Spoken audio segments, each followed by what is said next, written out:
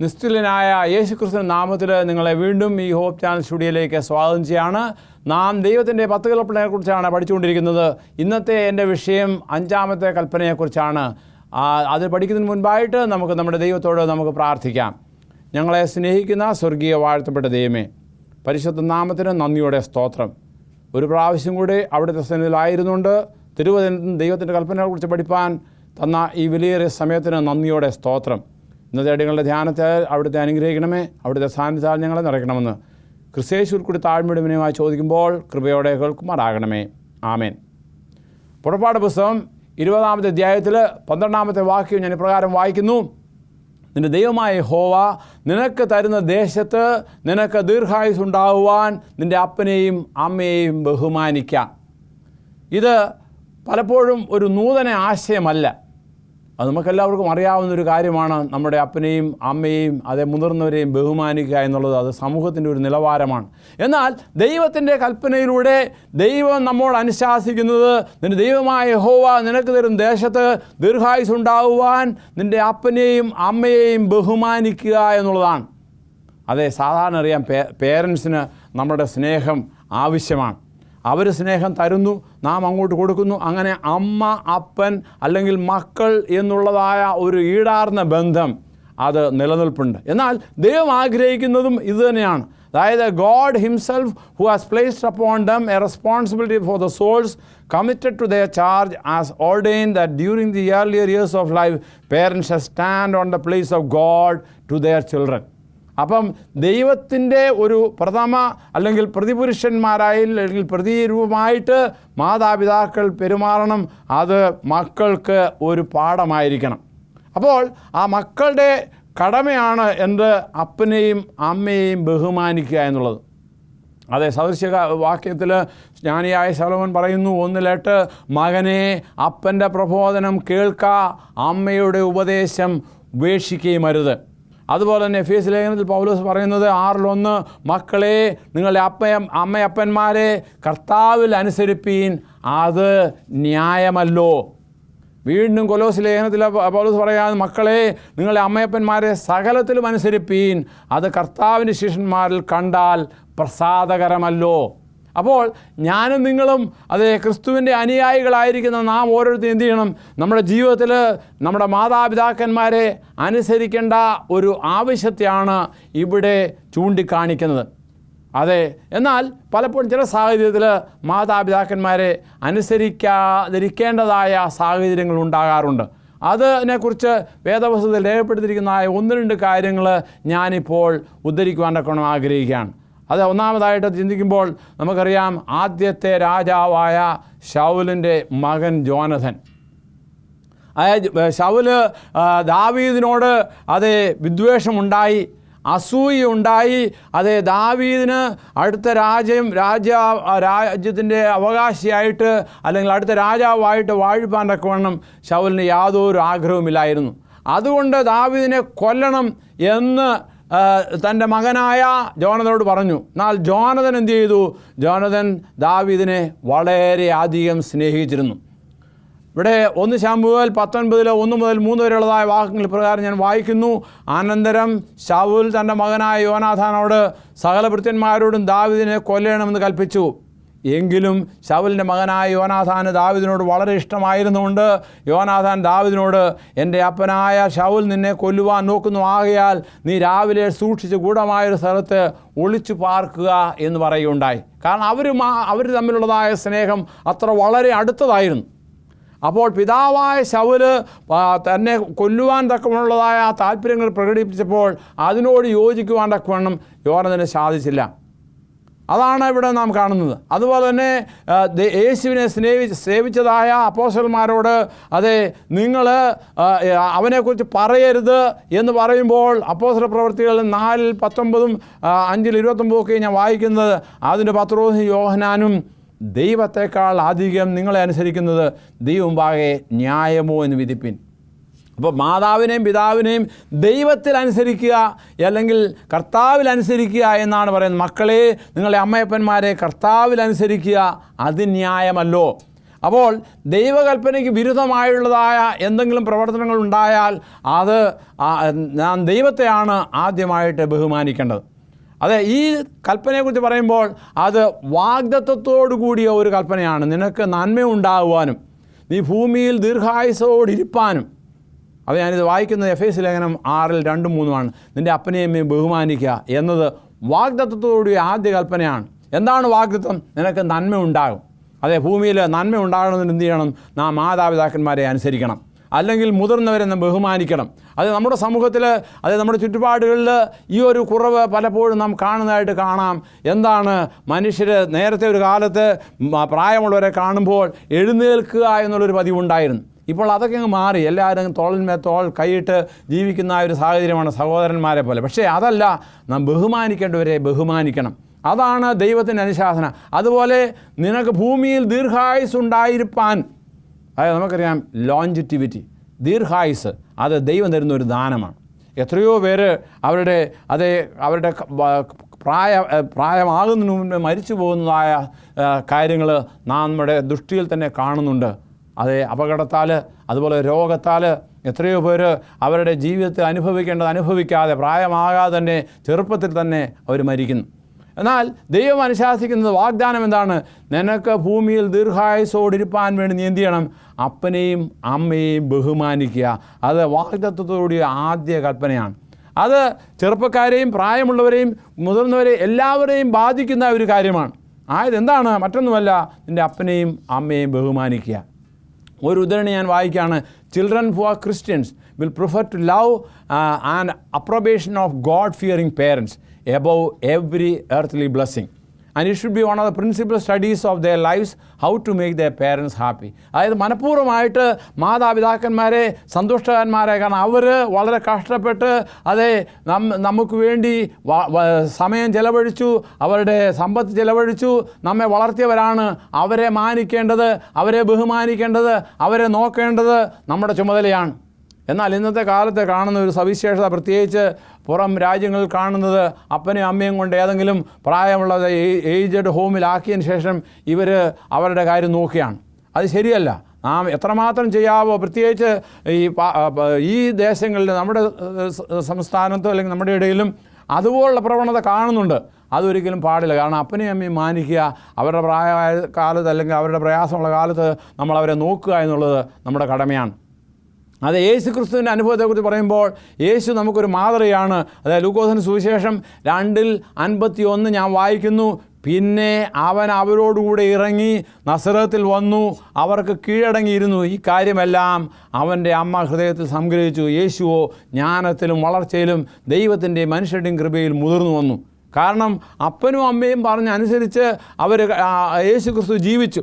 ആ യേശു ക്രിസ്തു നമുക്കൊരു മാതൃകയാണ്. അവനെക്കുറിച്ച് പറയുന്നത്, it is in his home life that he is the pattern for all children and youth. അതെ, എല്ലാ കുട്ടികൾക്കും ചെറുപ്പക്കാർക്കും അവനൊരു മാതൃകയാണ്. എന്തിനാണ്? അതായത് അമ്മയെയും അപ്പനെയും അനുസരിക്കുക, മാതാപിതാക്കന്മാരെ അതുപോലെ മുതിർന്നവരെ ബഹുമാനിക്കുക എന്നുള്ളത്. അതിനെക്കുറിച്ച് അപ്പോസ്തലനായ പൗലോസും പറയുന്നുണ്ട്. അതായത് ഇപ്രകാരമാണ് പറയുന്നത്. പ്രത്യേകിച്ച് പറയുമ്പോൾ ഈ അന്ത്യകാലത്തെ മനുഷ്യരുടെ അവസ്ഥയെക്കുറിച്ച് സംസാരിക്കുമ്പോൾ താൻ ഇപ്രകാരം പറയാണ്. നമുക്ക് വായിക്കാം. 2 തിമോത്തി 3:1 മുതൽ ഉള്ളതായ വാക്യങ്ങളാണ്. മനുഷ്യർ സ്വസ്നേഹികളാണ്, ദ്രവ്യാഗ്രഹികളും വമ്പ് പറയുന്നവരും അഹങ്കാരികളും ദൂഷകന്മാരും അമ്മയപ്പന്മാരെ അനുസരിക്കാത്തവരും നന്ദി കെട്ടവരും അശുദ്ധരുമെന്ന് ഇവിടെ പറയുന്നു. അപ്പോൾ അമ്മയപ്പന്മാരെ അനുസരിക്കാത്തതായ ഒരു പ്രവണത നമുക്കറിയാം. ഞാൻ മുമ്പേ പറഞ്ഞല്ലോ, മുതിർന്നവരെ ബഹുമാനിക്കാതിരിക്കുന്നതായ ഒരു അവസരം. അങ്ങനെ ഒരിക്കലും പാടില്ല. കാരണം പലപ്പോഴും യാത്ര ചെയ്യുമ്പോൾ ഞാൻ കാണുന്ന ചില കാര്യങ്ങൾ എനിക്ക് സന്തോഷം തരുന്നൊരു കാര്യമാണ്. എന്താണെന്നറിയാമോ? അതായത് റെയിൽവേ സ്റ്റേഷനിൽ ചെല്ലുമ്പോൾ അപ്പൻ്റെയും അമ്മയും കാല് തൊട്ട് വന്ദിക്കുന്നതായ ഒരു പ്രവണത ഉത്തരേന്ത്യയിൽ പലയിടത്തുമുണ്ട്. എന്നാൽ നമ്മുടെ ഇടയിലും അതുപോലുണ്ട്. അതായത് മാതാപിതാക്കന്മാരെ, അതേ പ്രായമുള്ളവരെ കാണുമ്പോൾ എഴുന്നേറ്റ് നിൽക്കുക, അവർക്ക് സ്ഥലം കൊടുക്കുക, ബസ്സിൽ നാം കയറിയിരിക്കുമ്പോൾ. അപ്പോൾ അങ്ങനെയുള്ളതായ ചില കാര്യങ്ങളൊക്കെ സമൂഹത്തിൻ്റെ നന്മയാണ്, നല്ലതാണ്. ആ നല്ലതായ കാര്യമാണ് ദൈവം അനുശാസിക്കുന്നത്. എന്താണ്? മാതാപിതാക്കന്മാരെ ബഹുമാനിക്കുക, അവരെ അനുസരിക്കുക, അവരുടെ പ്രായാധിക്യത്തിൽ അവർക്ക് വേണ്ട കാര്യങ്ങളൊക്കെയും ചെയ്യുക. എന്നാൽ ഇന്നത്തെ പ്രവണതയെക്കുറിച്ചാണ് ഇവിടെ അപ്പോസ്തലനായ പൗലോസ് പറയുന്നത്. എന്താണ്? അതായത് അമ്മയപ്പന്മാരെ അനുസരിക്കാത്തതായ ഒരു പ്രവണത. ഇനി അതുമാത്രമല്ല, നാം ദൈവത്തെ ബഹുമാനിക്കുന്ന ഒരു രീതിയാണ് മാതാപിതാക്കന്മാരെ ബഹുമാനിക്കുന്നത്. അതേ സദൃശ്യവാക്യങ്ങൾ പറയുന്ന യഹോവയെ നിന്റെ ധനം കൊണ്ടും എല്ലാ വിളവിൻ്റെയും ആദ്യ ഫലം കൊണ്ടും ബഹുമാനിക്കുക. കാരണം നാം ഈ ഭൂമിയിലുള്ള കാര്യങ്ങൾ ചെയ്യുന്ന പോലെ തന്നെ സ്വർഗീയമായതിനു വേണ്ടി നാം ചെയ്യണം. അതേ യേശുക്രിസ്തു തന്നെയും പറയുന്നുണ്ട്, യോഹന്നാന്റെ സുവിശേഷം 5:23, പുത്രനെ ബഹുമാനിക്കാത്തവൻ അവനയച്ച പിതാവിനെയും ബഹുമാനിക്കുന്നില്ല. അപ്പോൾ നാം സ്വർഗസ്ഥനായ ദൈവത്തെ ബഹുമാനിക്കുന്ന പോലെ തന്നെ നാം എന്ത് ചെയ്യണം? യേശുവിനെയും, അതായത് ദൈവത്തെ മാനിക്കുന്ന പോലെ തന്നെ യേശുവിനെ മാനിക്കണം. യേശുവിനെ മാനിക്കാത്തവൻ ദൈവത്തെ മാനിക്കുന്നില്ല എന്നാണ് പറയുന്നത്. അതുപോലെ നാം ഓണർ ചെയ്യേണ്ടതായ പല കാര്യങ്ങളും ഒന്നാണ് യേശുവിനെ നാം ബഹുമാനിക്കുക എന്നുള്ളത്, അതുപോലെ തന്നെ ദൈവത്തെ മാനിക്കുക എന്നുള്ളത്. അതുപോലെ തന്നെ വീണ്ടും നാം പറയാൻ സാധിക്കും, അതായത് ഈ ഭൂമിയിൽ അധികാരങ്ങളുണ്ട്, ഇല്ല എന്ന് പറയാൻ തക്കോണമല്ല. അതായത് ഗവൺമെൻറ്, സർക്കാരിലെ പ്രമുഖന്മാരുണ്ട്, അതായത് മുഖ്യമന്ത്രി, മന്ത്രിമാർ, അല്ലെ അങ്ങനെയുള്ളതൊക്കെയും ഈ ഭൗമികമായ കാര്യങ്ങളാണെങ്കിലും അവരെ ബഹുമാനിക്കണമെന്ന് അപ്പോസ്തലനായ പൗലോസ് റോമാലേഖനത്തിൽ എഴുതിയിട്ടുണ്ട് 13-ാമത്തെ അധ്യായത്തിൽ. ഏത് മനുഷ്യനും ശ്രേഷ്ഠാധികാരങ്ങൾക്ക് കീഴടങ്ങട്ടെ, ദൈവത്താലല്ലാതെ ഒരധികാരവുമില്ലല്ലോ, ഉള്ള അധികാരങ്ങളോ ദൈവത്താൽ നിയമിക്കപ്പെട്ടിരിക്കുന്നു. ആകയാൽ അധികാരത്തോട് മറുക്കുന്നവൻ ദൈവവ്യവസ്ഥയോട് മറുക്കുന്നവരോ ശിക്ഷാവിധി പ്രാപിക്കും. എന്നാൽ നാം സാധാരണയായി നമ്മുടെ സർക്കാർ മാനിക്കുന്ന രീതി ദൈവത്തിന് അതീതമായിട്ടല്ല, പിന്നെയോ ദൈവം പറഞ്ഞതുപോലെ ദൈവകൽപ്പനയ്ക്ക് വിരുദ്ധമായുള്ളൊരു കാര്യങ്ങൾ വരികയാണെങ്കിൽ ആദ്യം നാം ദൈവത്തെയാണ് ബഹുമാനിക്കേണ്ടത്, അതിനുശേഷമാണ് രാജാവിനെ ബഹുമാനിക്കേണ്ടത്. അപ്പോൾ ആ ഒരു കാര്യത്തിൽ നാം ചെയ്യേണ്ടതുപോലെ ചെയ്യുക. പിന്നെയും പത്രോസ് 2:13 വായിക്കുന്നത്, സകല മനുഷ്യ നിയമത്തിനും കർത്താവിൻ നിമിത്തം കീഴടങ്ങണം. കർത്താവിന് വേണ്ടിയാണ്, അല്ലാതെ മറ്റുള്ളവരെ കാണിക്കാൻ വേണ്ടിയല്ല. ഇനിയും അതുപോലെ തന്നെ പറയുന്നത് രാജാവിനെ ബഹുമാനിക്കണമെന്ന് പത്രോസിൻ്റെ ലേഖനത്തിൽ പറയുന്നത്, എല്ലാവരെയും ബഹുമാനിപ്പിൻ, സഹോദര വർഗത്തെ സ്നേഹിപ്പിൻ, ദൈവത്തെ ഭയപ്പെടുവിൻ, രാജാവിനെ ബഹുമാനിപ്പിൻ. അപ്പോൾ ഇതൊക്കെയും നാം ബഹുമാനിക്കേണ്ട ഒരു കാര്യം നമുക്കുണ്ട്. കാരണം ഈ ഭൂമിയിൽ ജീവിക്കുമ്പോൾ സാമൂഹ്യ വ്യവസ്ഥിതി അനുസരിച്ച് ചെയ്യേണ്ട കാര്യങ്ങൾ ചെയ്യുക. അതല്ലാതെ എനിക്കൊരു ചുമതലയുമില്ല, എനിക്കതിന് യാതൊരു കാര്യവുമില്ല എന്ന് ഒരിക്കലും പറയരുത്. അതുപോലെ തന്നെ ലേവ്യ പുസ്തകത്തിൽ 19:32 വാക്യം ഞാൻ വായിക്കുന്നത്, നരച്ചവൻ്റെ മുൻപാകെ എഴുന്നേൽക്കുകയും. അപ്പോൾ ഇന്ന് ഇത് വെറും സാമൂഹ്യ വ്യവസ്ഥിതി മാത്രമല്ല, തിരുവചനം നമ്മെ അനുശാസിക്കുന്ന ഒരു കാര്യങ്ങളാണ്. എന്താണ്? നരച്ചവൻ്റെ മുൻപാകെ എഴുന്നേൽക്കുകയും വൃദ്ധൻ്റെ മുഖം ബഹുമാനിക്കുകയും നിൻ്റെ ദൈവത്തെ ഭയപ്പെടുകയും വേണം, ഞാൻ യഹോവയാകുന്നു എന്ന് പഴയ നിയമത്തിൽ ലേവ്യ പുസ്തകത്തിൽ വളരെ വസ്തുനിഷ്ഠമായിട്ട് എഴുതി വച്ചിട്ടുണ്ട്. ഞാൻ വീണ്ടും വായിക്കുകയാണ്. എന്താണ്? നരച്ചവൻ്റെ മുൻപാകെ എഴുന്നേൽക്കുക, പ്രായമുള്ളവരെ ആദരിക്കുക, മൂപ്പന്മാരെ ബഹുമാനിക്കുക, അതുപോലെ വൃദ്ധൻ്റെ മുഖം ബഹുമാനിക്കുകയും നിൻ്റെ ദൈവത്തെ ഭയപ്പെടുകയും വേണം. കാരണം ദൈവമാണ് നമ്മെ ഓരോരുത്തരും സൃഷ്ടിച്ചത്, ആ ദൈവമാണ് ഇത് അനുശാസിക്കുന്നത്. ദൈവം പറഞ്ഞ പോലെ ചെയ്യുകയാണെങ്കിൽ അത് കണിശമായിട്ടും നമ്മുടെ സമൂഹത്തിന് നന്മയുണ്ടാകും. അതുകൊണ്ടാണ് ഇതൊക്കെയും ദൈവം നമുക്ക് നൽകിയിരിക്കുന്നത്. അത് നാം ചിന്തിച്ചുകൊണ്ടിരിക്കുന്നത് 4-ാമത്തെ കൽപ്പനയെക്കുറിച്ചാണ്. 4-ാമത്തെ കൽപ്പന എന്ന് പറയുമ്പോൾ ആദ്യത്തെ 4 കൽപ്പനയും ദൈവവും മനുഷ്യനുമായുള്ള ബന്ധമാണ്. അതായത് ദൈവത്തിന് പ്രഥമ സ്ഥാനം കൊടുക്കുമ്പോൾ നാം എന്ത് ചെയ്യുന്നു? ദൈവത്തെ അനുസരിക്കുന്നു. ദൈവത്തിൻ്റെ നാമം വെറുതെ എടുക്കുകയില്ല, ഒരു വിഗ്രഹം ഉണ്ടാക്കുകയില്ല, അന്യ ദൈവങ്ങൾ നിനക്കുണ്ടാകുകയില്ല, അതുപോലെ ശബദം അനുസരിക്കുന്നു. ഇത് അടുത്ത 6 കൽപ്പനയുടെ ആദ്യത്തെ കൽപ്പനയാണ്. ഈ കൽപ്പനയെ കാണിക്കുന്നത് മനുഷ്യനുമായുള്ള ബന്ധമാണ്. എൻ്റെ സ്നേഹഭാജനങ്ങളെ, എൻ്റെ മാതാപിതാക്കളെ, എൻ്റെ മൂത്തവരെ ഞാൻ ബഹുമാനിക്കുന്നു. അതിനെക്കുറിച്ചാണ് ഇവിടെ പറയുന്നത്. അതുപോലെ തന്നെ വിധവമാരെ മാനിക്കണമെന്ന് അപ്പോസ്തലനായ പൗലോസ് പറയുന്നുണ്ട്. അത് 1 തിമോത്തി 5:3 വാക്യമാണ്. സാക്ഷാൽ വിധവമാരായിരിക്കുന്ന വിധവമാരെ മാനിക്കുക. അത് നമുക്കറിയാം. വിധവമാരെ ആരും ശ്രദ്ധിക്കത്തില്ല, അവരെ നോക്കാൻ ആരുമില്ല. അവരുടെ ഭർത്താവ് മരിച്ചുപോയി, അല്ലെ ഭാര്യ മരിച്ചുപോയി, പിന്നെ മക്കളാണെങ്കിൽ അവരെല്ലാവരും പലയിടത്താണ്. പിന്നീട് അവരെയുള്ള നോട്ടം ആരും നോക്കാറില്ല. പക്ഷേ അങ്ങനെ ഉണ്ടാകരുത്. അതുകൊണ്ടാണ് വിധവമാരായിരിക്കണമേ മാനിക്കുന്ന കാര്യത്തെക്കുറിച്ച് പറയുന്നത്. ആദ്യ നൂറ്റാണ്ടിലും ദൈവത്തിൻ്റെ സഭയിൽ ഇതുപോലൊരു ആവശ്യം വന്നപ്പോൾ അവർ ചില വ്യക്തികളെ തിരഞ്ഞെടുത്തതായിട്ടുള്ളതായ ചരിത്രം വേദപുസ്തകത്തിൽ രേഖപ്പെടുത്തിയിട്ടുണ്ട്. കാരണം വിധവമാരെ നോക്കുക,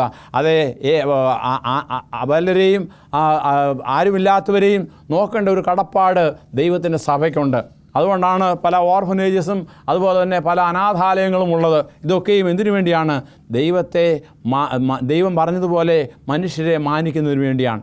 അതുപോലെ പത്രോസ് എല്ലാവരെയും മാനിക്കണമെന്ന് പറയുന്നത്, എല്ലാവരെയും ബഹുമാനിപ്പിൻ, സഹോദരവർഗത്തെ സ്നേഹിപ്പിൻ, ദൈവത്തെ ബഹുമാനിപ്പിൻ. ഇതൊക്കെയും നാം ചെയ്യേണ്ട ചില കാര്യങ്ങളാണ്. അത് ചെയ്യുമ്പോൾ സാമൂഹ്യ വ്യവസ്ഥയിൽ അതിൻ്റേതായ പ്രാധാന്യമുണ്ടാകും. അതേ വീണ്ടും പറയുന്നത്, എല്ലാവരെയും ബഹുമാനിപ്പിൻ, സഹോദരവർഗത്തെ സ്നേഹിപ്പിൻ, ദൈവത്തെ ഭയപ്പെടുവിൻ, രാജ്യത്തെ ബഹുമാനിപ്പിൻ. അപ്പോസ്തലനായ പത്രോസ് വളരെ വസ്തുനിഷ്ഠമായിട്ട് നമ്മോട് പറയുന്ന ഇതൊക്കെയാണ്. എന്തുകൊണ്ടാണ് ഇതൊക്കെയും? അതായത് ഈ ദൈവകൽപ്പനയിൽ നാം മറ്റുള്ളവരെ ആദരിക്കേണ്ട ആവശ്യമുണ്ട്. അത് സമൂഹ വ്യവസ്ഥിതിക്ക്, നമ്മുടെ നന്മയ്ക്ക് നല്ലതാണ്. ഇനിയും അപ്പോസ്തലനായ പൗലോസ് പറയുമ്പോൾ 6-ാമത്തെ അധ്യായത്തിൽ 4-9 വാക്യങ്ങൾ ഞാൻ വായിക്കുന്നു. പിതാക്കന്മാരെ, നിങ്ങളുടെ മക്കളെ കോപിപ്പിക്കാതെ കർത്താവിൻ്റെ ബാലശിക്ഷയിലും പത്യോപദേശത്തിലും പോറ്റി വളർത്തുവിൻ. യജമാനന്മാരെ, അവരുടെയും നിങ്ങളുടെ യജമാനൻ സ്വർഗത്തിലുണ്ട് എന്നും അവൻ്റെ പക്കൽ മുഖപക്ഷം ഇല്ലെന്ന് പറഞ്ഞുകൊണ്ട് അങ്ങനെ തന്നെ അവരോട് പെരുമാറുകയും ഭീഷണി വാക്ക് ഒഴിവാക്കുകയും ചെയ്യുവിൻ. നമ്മുടെ സാമൂഹ്യ വ്യവസ്ഥിതിയിൽ ഈ പറയപ്പെട്ടതായ കാര്യങ്ങൾ എത്രമാത്രം ഉചിതമാണ് എന്ന് നമുക്ക് മനസ്സിലാക്കുവാൻ തക്കൊണ്ട് സാധിക്കും. കാരണം നമ്മുടെ സാമൂഹ്യ വ്യവസ്ഥയിൽ നമുക്കറിയാം, പ്രായമുള്ളവരെ മാനിക്കേണ്ടതായ ഒരാവശ്യമുണ്ട്, അവരെ കരുതേണ്ട ഒരാവശ്യമുണ്ട്. അത് നാം ചെയ്യുന്നില്ലെങ്കിൽ അത് കുറ്റകരമാണ്, അത് പാപമാണ്.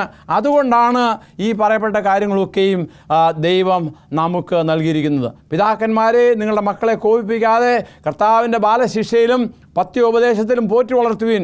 യജമാന്മാരെ, അവരുടെയും നിങ്ങളുടെ യജമാന സ്വർഗത്തിലുണ്ടെന്നും അവൻ്റെ പക്കൽ എന്തില്ല, മുഖപക്ഷമില്ലെന്നും അറിഞ്ഞുകൊണ്ട് അങ്ങനെ തന്നെ അവരോട് പെരുമാറുക. അപ്പം പിതാക്കന്മാരോട് പറയാണ്, മക്കളോട് പറയുകയാണ്. അതുപോലെ തന്നെ യജമാനൻ്റെ, അതായത് ഒരു അടിമയുണ്ടെങ്കിൽ അവനെ നോക്കേണ്ട കാര്യമുണ്ട്. ഇതൊക്കെയും സാമൂഹ്യ വ്യവസ്ഥിതിയിൽ നമുക്ക് ആവശ്യമാണ്.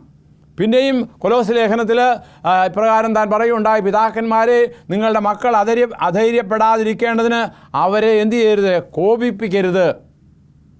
അതുപോലെ വീണ്ടും കൊലോസ്യ ലേഖനം 4 പറയുന്നത്, യജമാന്മാരെ, നിങ്ങൾക്കും സ്വർഗത്തിൽ ഒരു യജമാനുണ്ടെന്നറിഞ്ഞ് ദാസന്മാരോട് നീതിയും ന്യായവും ആചരിപ്പീൻ. അപ്പോൾ സാമൂഹ്യ വ്യവസ്ഥിതിയുടെ അല്ലെങ്കിൽ കെട്ടുറപ്പിന് ഈ പറയപ്പെട്ട കാര്യങ്ങളൊക്കെയും ആവശ്യമാണ്. അതുകൊണ്ടാണ് ദൈവം തൻ്റെ 10 കൽപ്പനയിൽ അപ്പനെയും അമ്മയും ബഹുമാനിക്കുക എന്ന് പറയുന്നത്. അപ്പോൾ ഇത് നമ്മോട് പറയുന്നത് എന്താണ്? മറ്റൊന്നുമല്ല, അത് നമ്മുടെ ആവശ്യമാണ്. ഇപ്പം ഇത്രയും പ്രായമായി, എൻ്റെ മക്കൾ എന്നെ നോക്കേണ്ട ഒരാവശ്യമുണ്ട്.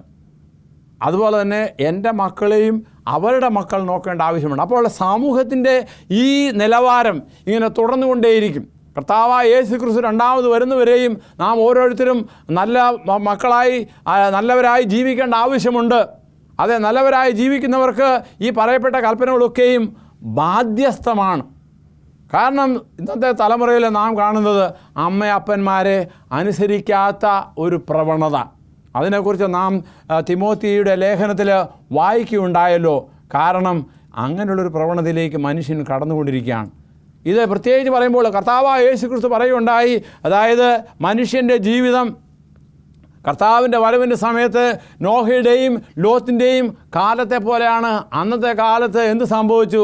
അവർ വീട് വെച്ചു, വീട് താമസിച്ചു. എന്നാൽ ഈ ദൈവത്തിൻ്റെ കൽപ്പനയെ മാനിക്കാത്ത ഒരു ചിന്താഗതി അല്ലെങ്കിൽ ആ ഒരു പ്രവണത ഇല്ലാതെ വന്ന ഒരു അവസ്ഥയാണ്. അതുകൊണ്ടാണ് പാപം പെരുകി ആ സമൂഹത്തെ നശിപ്പിക്കാൻ തക്കവണ്ണം ദൈവം തീരുമാനിച്ചു.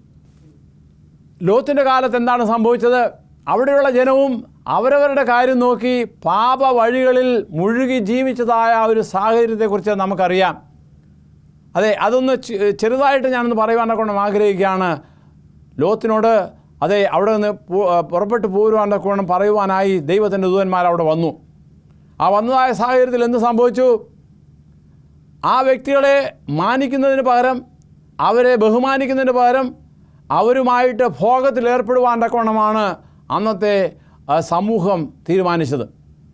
ലോത്ത് പറഞ്ഞു അവരെ സ്വീകരിക്കുകയും അവർക്ക് വേണ്ട ഔദാര്യം കാണിക്കുകയും അവരെ മാനിക്കുകയും തക്കവണ്ണം ചെയ്യുവാൻ തക്കവണ്ണം ലോത്ത് ആഗ്രഹിക്കുകയും അതിനായി പുറപ്പെടുകയും ചെയ്തു.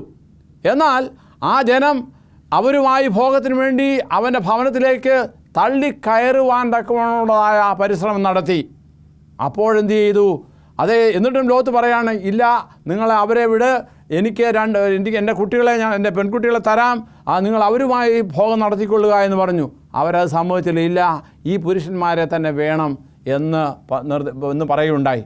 അങ്ങനെ അവർ തള്ളിക്കയറി വന്ന സാഹചര്യത്തിൽ അതെ, ഈ ദൈവദൂതന്മാർ അവരെ അന്ധത ബാധിപ്പിച്ചു എന്ന് പറയുന്നുണ്ട്. അതെ, ദൈവത്തിന് വിരുദ്ധമായിട്ട് മാനിക്കാതിരിക്കുന്ന ഒരു സാഹചര്യം അവിടെ ദർശിപ്പാൻ തക്കവണ്ണം നമുക്ക് സാധിക്കും. എന്നിട്ട് ഈ ദൂതന്മാരെന്ത് ചെയ്തു? ലോത്തിനോടും തൻ്റെ കുഞ്ഞുങ്ങളോടും പറഞ്ഞു, നിങ്ങൾ ഇവിടെ നിന്ന് ഇറങ്ങി പുറപ്പെടുക.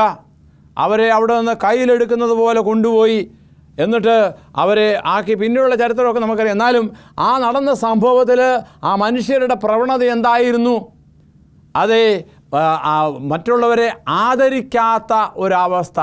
അതെ, ഇവിടെ പറയുന്നുണ്ട്, നിനക്ക് നന്മയുണ്ടാകുവാനും നീ ഭൂമിയിൽ ദീർഘായുസ്സോടിരിപ്പാനും നിൻ്റെ അപ്പനെയും അമ്മയെയും ബഹുമാനിക്കുക എന്നത് വാഗ്ദത്തത്തോടുകൂടി ആദ്യ കൽപ്പനയാണ്. ഞാൻ എഫേസ്യ ലേഖനം 6-ാമത്തെ അധ്യായത്തിൽ നിന്നാണ് വായിക്കുന്നത്.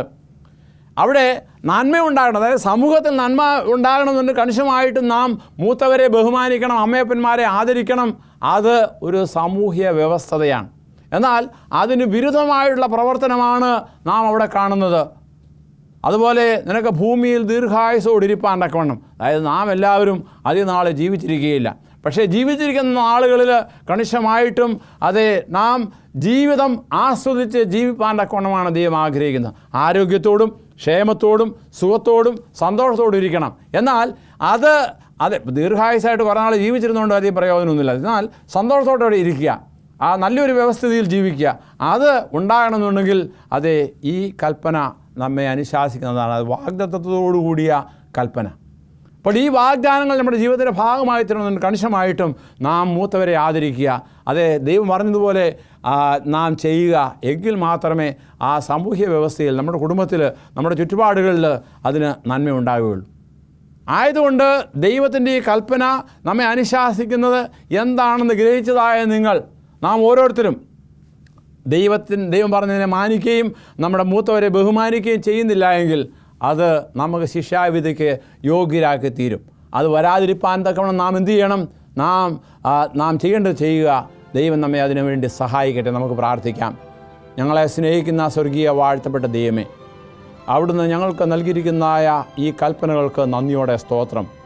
അത് പ്രമാണിച്ചുകൊണ്ട് അനുഗ്രഹം പ്രാപിപ്പാൻ ഞങ്ങളെ ഓരോരുത്തരെയും സഹായിക്കണമെന്ന് യേശുവിൽ കൂടി താഴ്മയുടെ വിനയമായി ചോദിക്കുമ്പോൾ കൃപയോടെ കേൾക്കുമാറാകണമേ.